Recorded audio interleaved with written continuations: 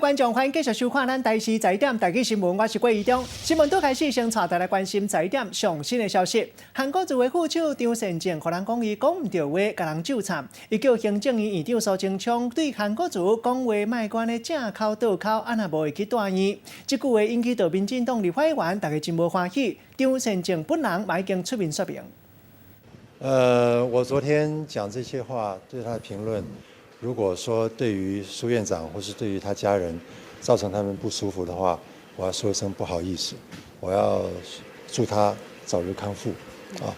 那我昨天说这些话的意思，其实是希望说他以一个行政院的院长，不要再继续酸言酸语啊，而真正做一个做事行政院长。因为大家都知道，我们人常在讲说人在做天在看，对不对啊？所以希望行政院长恰如其分，能够发挥他真正的这个功能。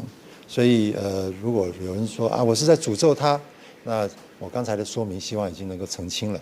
我在这边再说一次不好意思，我希望他身体健康啊，绝对没有诅咒他的意思，好吗？可是主任这样的说法，好像被人家认为说非常没有口德这样子，觉得说您过去的形象也不错，怎么为了选举就变成这样子？我那句话前提我是说，他如果再继续酸言酸语，啊，我想酸言酸语是我那个时候的重点。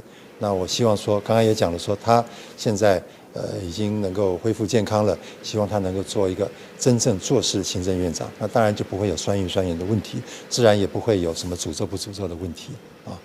就是好，谢谢啊。